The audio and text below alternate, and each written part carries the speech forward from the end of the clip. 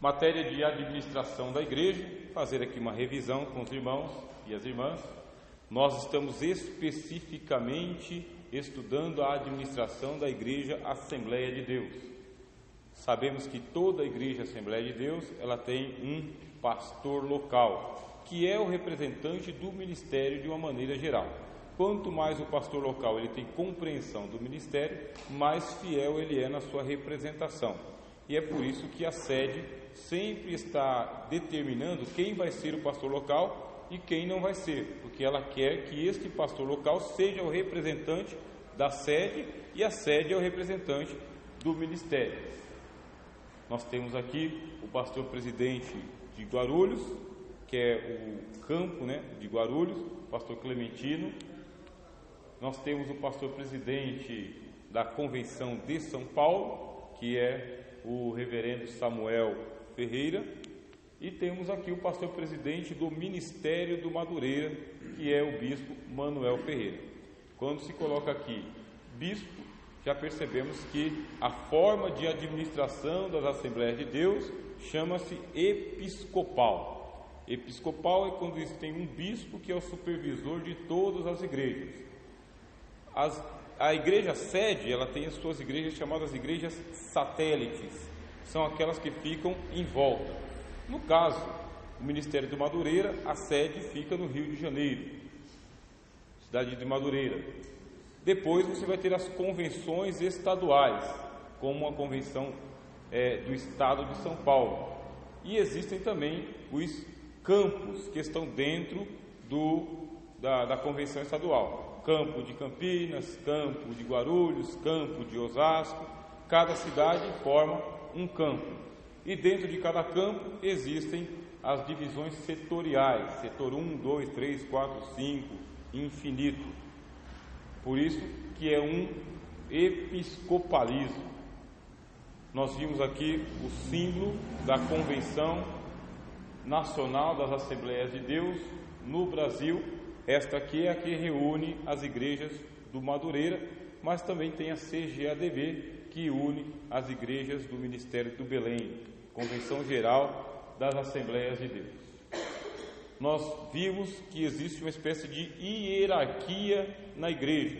Essa hierarquia começa com essa convenção nacional, onde todas as decisões que são tomadas podem ser aplicadas em qualquer igreja da Assembleia de Deus, desta convenção. No caso aqui, Nova Cidade, acata as determinações da Convenção Nacional que está lá no Rio de Janeiro. É válido para o Brasil inteiro. Se uma igreja local fizer contestação, ela faz uma contestação local, ela não tem como fazer uma contestação geral. Por quê? Existe uma hierarquia e o maior determina o menor. Como as convenções estaduais, elas têm autonomia sobre o âmbito estadual, mas não sobre o âmbito nacional. E a mesma coisa, campos ou setores e a igreja local. Muitas decisões da igreja local só têm validade na igreja local. Uma igreja não tem autonomia sobre a outra. Isto é, uma igreja local não manda nada na outra igreja local. Elas compartilham porque são irmãs, mas cada uma tem a sua própria autonomia administrativa junto com o seu pastor local. Existe uma praxe também na igreja, e eles querem que os pastores locais sejam de presbítero para cima. Principalmente eles querem que sejam evangelistas e pastores, porque eles entendem que os evangelistas e pastores eles têm uma mentalidade de convenção, eles têm uma visão maior. Os presbíteros têm uma visão mais local, da igreja local. E muitos presbíteros acabaram causando problemas com a convenção, por não serem convencionados, se adonaram de algumas igrejas, se assenhoraram de algumas igrejas e trataram a igreja como se fosse deles. Causaram muitas divisões. Quando sobe para o âmbito da convenção, diminuiu, bastante o número das divisões depois que eles tomaram essa decisão de colocarem pastores e evangelistas. Diminuiu bastante. Quando não tinham lá os evangelistas e pastores convencionados tomando conta das igrejas, aconteceu um monte de divisão, racha, celeuma, cisão e, consequentemente, a Assembleia de Deus ela perdeu bastante nesse sentido. Tem um monte de igreja Assembleia de Deus que não faz parte da convenção. É Assembleia de Deus só na placa, mas ela não faz parte da convenção. Houve até uma luta, tá bem, no próprio ministério, para dizer o seguinte: nós temos a patente do nome.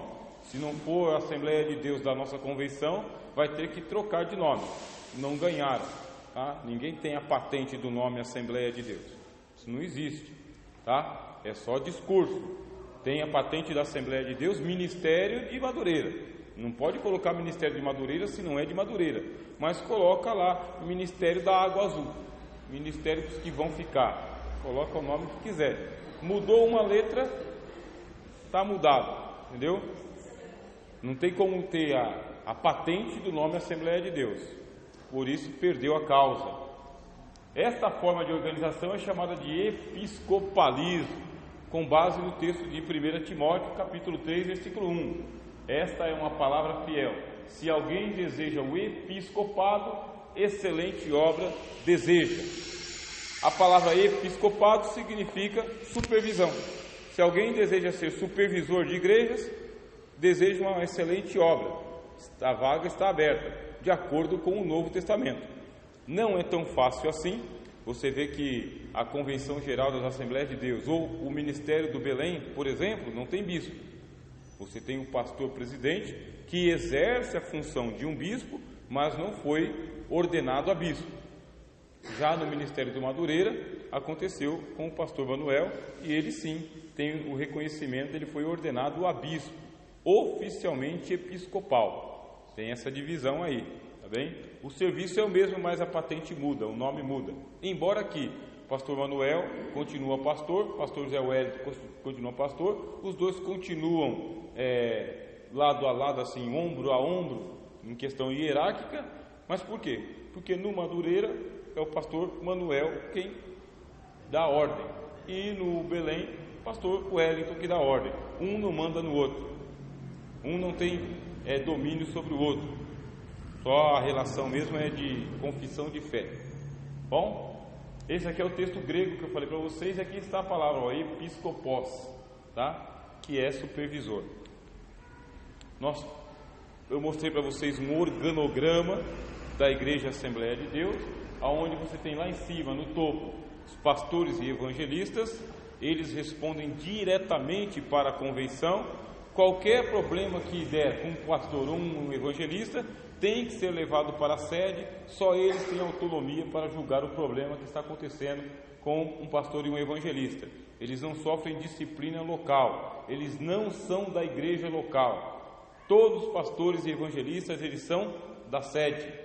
Eles são das sedes, alocados na sede, mas eles não pertencem à sede, eles são da convenção.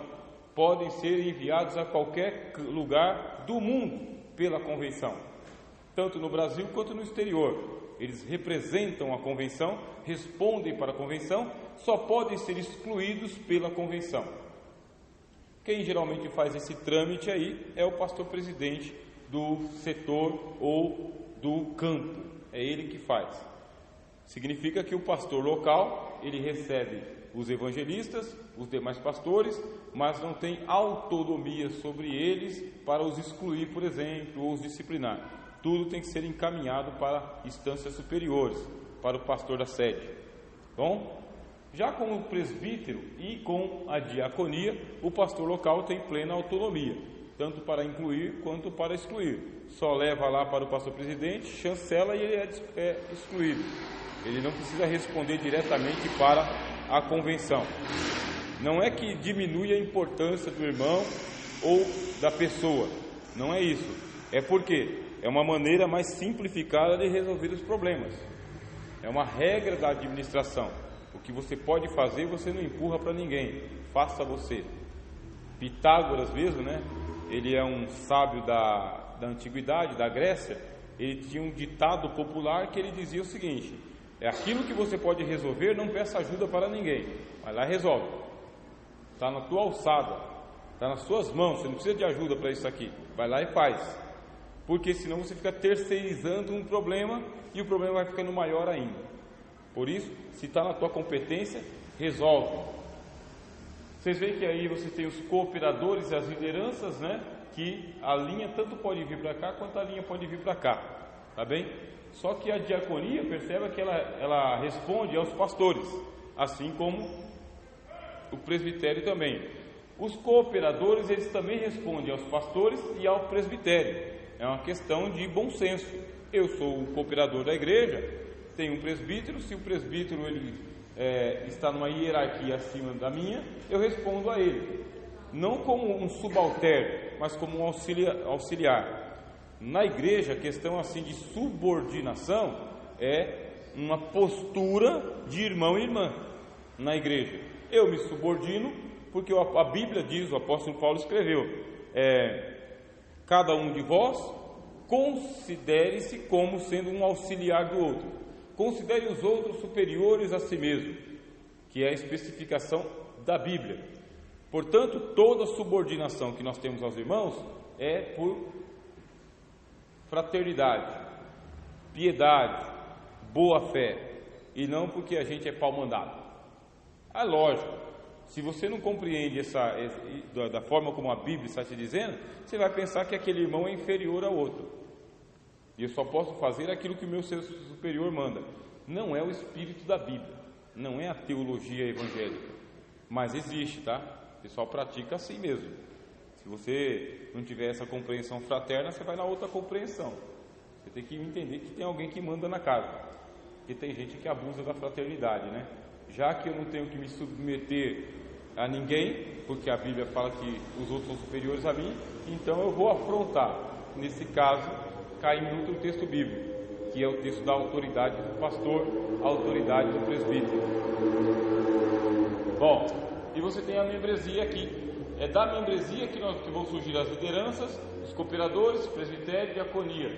Mas lembre-se que todos são membros do corpo de Cristo, e que o olho não pode dizer para o pé que não precisa do pé. O olho precisa do pé e da orelha também. O apóstolo Paulo escrevendo aos Coríntios. Aí nós estávamos nesse texto, vocês lembram que nós estudamos: lembrai-vos dos vossos pastores que vos falaram da palavra de Deus, a fé dos quais imitai, atentando à sua maneira de viver. Entendemos que os pastores da igreja são pessoas ilustres que alcançaram bom testemunho diante da igreja e do ministério, e que fazem uma boa representação da membresia diante do ministério e fazem uma boa representação do ministério para a membresia. Pior coisa do mundo é você ter um representante de um lado só. O pastor, ele não tem esse privilégio, tá? De representar a si mesmo. Ele tem que fazer a ponte entre o ministério e a membresia, entre a mesa diretora e a mesa do Senhor aqui, na igreja, diária. Ele tem que entender a linguagem dos homens e a linguagem de Deus. Esse é o pastor que se espera nas Assembleias de Deus. Alguém que tenha sabedoria e que saiba andar nos dois lados. Porque tem pastor que ele não tem esta ética. Nós vamos estudar, tá bom? Ética aqui bastante. As próximas matérias prometem bastante para aqueles que perseverarem até o fim, né? O pastor tem que ter essa ética de que tem coisa que é tratado lá na mesa diretora que não precisa chegar aqui na mesa dos filhos. Não precisa. E tem assunto da mesa dos filhos que não tem âmbito ministerial, não precisa ir parar lá no ministério. A não ser que o pastor presidente exija que tudo vá parar na mesa dele, precisa da chancela dele. Se o pastor presidente pedir, aí questão de ordem, submissão. Se o pastor falou, você está lá para resolver esse problema, irmão, resolve, então ele tem que resolver. Por isso, a fé dos quais imitai, atentando para a sua maneira de viver. O pastorado é um estilo de vida. O pastor, ele é pastor full time, tá bem? O tempo inteiro. É um estilo de viver. Se ele não consegue assumir o pastorado em tempo integral, aí ele tem que ter a coerência de dizer, para mim não dá, tempo integral não dá, porque existem pastores que eles não são pastores em tempo integral, eles são contratados da igreja, contratados mesmo, eles batem cartão, prestam ponto e recebem salário e quitam a dívida, e existem pastores contratados. Nas Assembleias de Deus ainda não, mas na igreja evangélica muitos pastores, eles são pastores profissionais. Existe uma discussão, tá bem? Uma pauta na convenção para ser tratado sobre o nível de assalariamento, pelo menos dos pastores. Os pastores receberem salário para tomar conta das igrejas. Está na pauta, vai para as convenções, mas está sendo derrubado. Está sendo derrubado porque ainda as Assembleias de Deus não amadureceram neste ponto, tá bom? Aí o outro texto diz: obedecei vossos pastores e sujeitai-vos a eles, porque velam por vossas almas como aqueles que hão de dar conta delas, para que façam com alegria e não gemendo, porque isso não vos seria útil. Foi o ponto que nós paramos, vocês lembram? Porque os pastores, eles prestam um serviço voluntário. Por mais que eles recebam uma gratificação, é a questão de ajuda de custos. Nas Assembleias de Deus, pastores assalariados são aqueles que recebem da convenção, porque são pastores setoriais, pastores de campo, alguns pastores jubilados, pastores presidentes. Esses aí, eles realmente são assistidos pela igreja porque vivem integralmente para a igreja. Mas os pastores locais não, eles têm a sua própria profissão, eles trabalham, sustentam a sua família com o suor do rosto e prestam um serviço voluntário para a igreja. Mas muitos pastores gemem, porque a igreja dá muito trabalho, e nós vamos perceber isso na aula de hoje. Por que dá muito trabalho tomar conta da igreja? E eu disse uma estatística para vocês aqui na aula passada: 30% dos irmãos estão entregando as igrejas, não querem mais, não querem por causa que não está sendo satisfatório, não tem retorno. Os irmãos se desgastam demais, a família se desgasta demais, a igreja não reconhece e eles acabam perdendo carreira, família e até a fé em Cristo. Aí eles estão entregando as igrejas e estão deixando o negócio para depois.